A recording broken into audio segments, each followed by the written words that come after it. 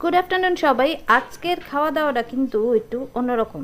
মানে আজকে আমি বাড়িতে খাইছি না, আজকে খাইছিলাম একটু বাইরে।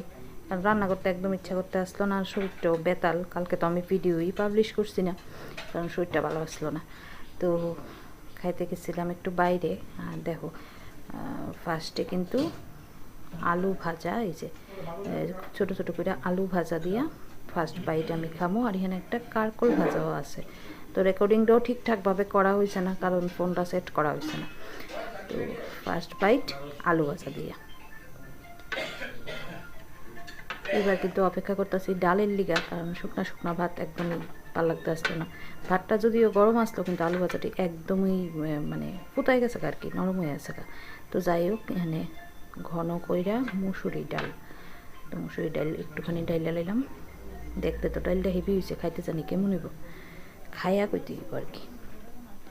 তো মাঝে মধ্যে কিন্তু একটু বাইরে টেরে খাওয়ান ভালোই লাগে, কারণ এক গায়া রাইন্দা এক গায়া খাওন রোজ রোজ ইচ্ছা করে না। এক তো ডিউটি ঘুমের থেকে ওইটা কী রান্ধুম আর কী রান্ধুম। তো ডালটা খাইতে কিন্তু সত্যি খুব ভালো হয়েছিল। আর একটুখানি লেবু চিপ্পা নিলাম, কারণ গরমের মধ্যে একটু লেবু টেবু দিয়া ডাল খেতে ভালোই লাগে। এবার আলু ভাজা আর ডাল দিয়া খাইতেছি।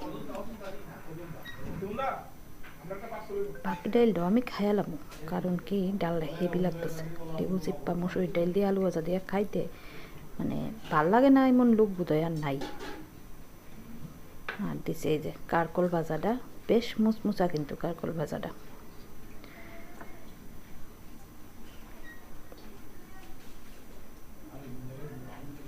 সঙ্গে একটুখানি শশা। তো খুব বেশি কিছু কিন্তু আমরা খাইছি না, খাইছি হইছে এই তোমার ডাল, আলু ভাজা, কারকল ভাজা আর একটা সবজি, আর হইতাছে চিকেন। আমি দেশি চিকেন লইছিলাম, আর আমার মেয়ে লইছিল পাঠা, হাজব্যান্ডও দেশি মুরগি। তো পাঠার থেকেও একটুখানি খাইছি, মানে মাটন থেকেও একটুখানি খাইছি, আবার দেশি মুরগি তো খাইছি ওই।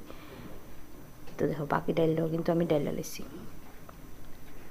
আর এই জায়গাটা কিন্তু খুব সুন্দর, আমি রেকর্ড করছিলাম, কিন্তু ওই আমার তো কইলাম না বুদ্ধির দোষ কিংবা বাজে কপাল, যে কারণে আমি মানে ভিডিও অন না কইরই ফোন টোন ঘুরায় টুরায় সবাই দেখায় টেহাই লেছি। কিন্তু ঘটনাটা হয়েছে ততক্ষণ অবধি আমি রেকর্ডিংটাই অন করছিলাম না, যে কারণে জায়গাটা তোমরা দেখাইতে পারলাম না। এটা কিন্তু আগরতলারই একটা জায়গা। এই খাওয়ার জায়গাটায়, মানে এই হোটেলটায়, এটা ভাতের হোটেল।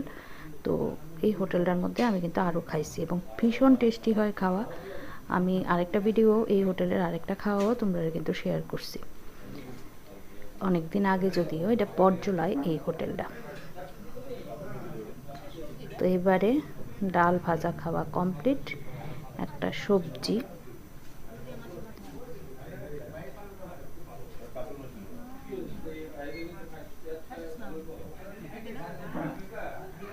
তো আমার মেয়ে কইতাছে সবজিটা খাইতো না, আমি আবার একটু বকা দেয়া করলাম যে না খা, কিছু ফালাইবি না, যেহেতু আমরা অর্ডার করে নিছি। তো সবজিটা সত্যি হেভি হয়েছিল, এটা কাবলি ছোলা আলু আর মাছের মাথা দেওয়া করছিল। সত্যি সবজিটা কিন্তু হেভি হয়েছে, খাইতে বেশ টেস্টি হয়েছে।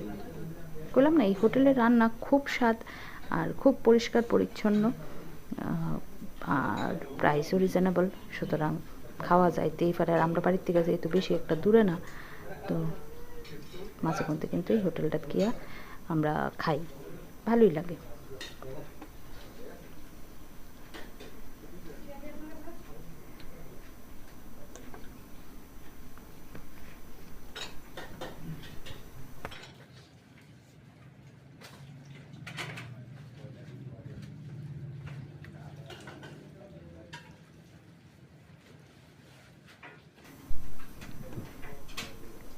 তো সবজি দিয়েও কিন্তু মোটামুটি আমার খাওয়া দেহ কমপ্লিট।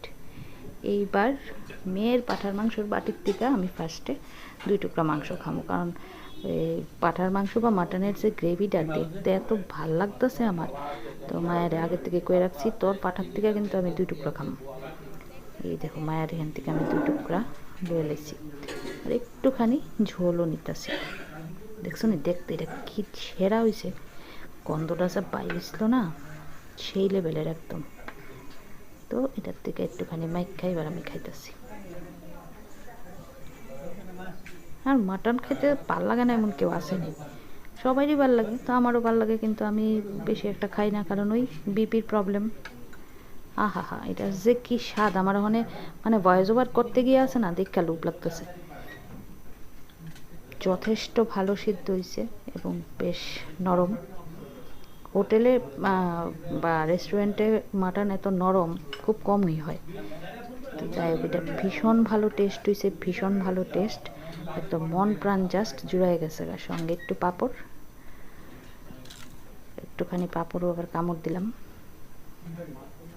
হেভি হয়েছে, হেভি, মানে ঝালে লবণে একদম পারফেক্ট স্যারে কয়, দারুণ লাগছে আমার এটা খাইয়া।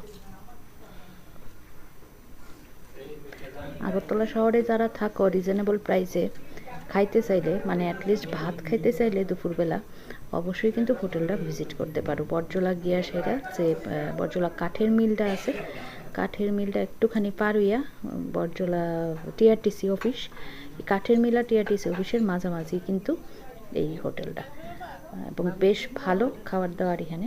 তো খাইতে পারো গিয়া তোমরা চাইলে, ভ্যারাইটিস খাবার দাবার আছে কিন্তু এখানে। এবার লয়ে লইতেছি আমি চিকেনটা, মানে দেশি মুরগিটা। তো এখানে ভ্যারাইটিস মাছ পাইবা, নানা রকমের মাছ, মাংসের ভ্যারাইটিও অনেক। তো এখানে কবুতরের মাংস, পাঁঠার মাংস, হাঁসের মাংস, চিকেন মানে ব্রয়লার, তারপরে দেশি মুরগি, সমস্ত কিছুই কিন্তু অ্যাভেলেবল আছিল। তো এবার আমি দেশি মুরগির ঝোল দিয়ে একটু মাখলাম ভাত, ভালোই হয়েছে, বাট পাঁঠার তুলনায় কিন্তু ততটা ভালো লাগছে না আমার। পাঁঠা গায়ে কি আর দেশি মুরগি ভালো লাগবে নি করছে, তো খাইতেছি এই আর কি, একটু পেঁয়াজ দিয়া একটু শসা দিয়া কামড়াইয়া কামড়াইয়া খাওয়ান আর কি। দেশি মুরগিটা খুব একটা বেশি ভালো লাগছে না। যাই হোক, আমি যখন অর্ডার করে লইছি খাইতে, তো আমার ওই বই কিছু করার নাই, হয়েছে ব্যাপার আর কি। তো পাঁপড় দিয়া কামড়ায় কামড়ায় আমি এবার বাকি খাওয়াটা শেষ করি।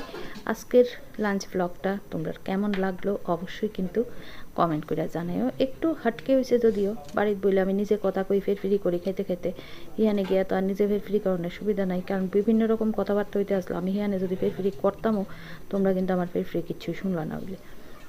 তো ওইখানের সাউন্ডটা কিন্তু আমি অনেকটাই কমাইয়া দিছি, কারণ প্রচণ্ড চিল্লাচিল্লি, স্বাভাবিক, এটা একটা বাইরে খাইতে গেলে তো হইবই, গাড়ির ঘোড়ার আওয়াজ এইসবও আসিল। তো যে কারণে আমি পরবর্তী মানে অক্ষণে বয়ে বয়ে ভয়েস ওভার করতেছি। তো আজকের খাওয়া দাওয়া, আজকের মেনু ভালো লাগলে একটা ছোট্ট করে লাইক করে দিও। ইচ্ছে হলে ভিডিওটা শেয়ার করতে পারো ফ্রেন্ডস আর ফ্যামিলির সঙ্গে, আর অবশ্যই কিন্তু আমার সঙ্গে থেকো, আমার পাশে থেকো। আজকে তাহলে আমি খাই, বাকি খাওয়াটা কমপ্লিট করি, আর তোমরা থেকে বিদায় নিতেছি। ভালো থেকো সবাই, অবশ্যই আনন্দে থেকো। চলো, টাটা।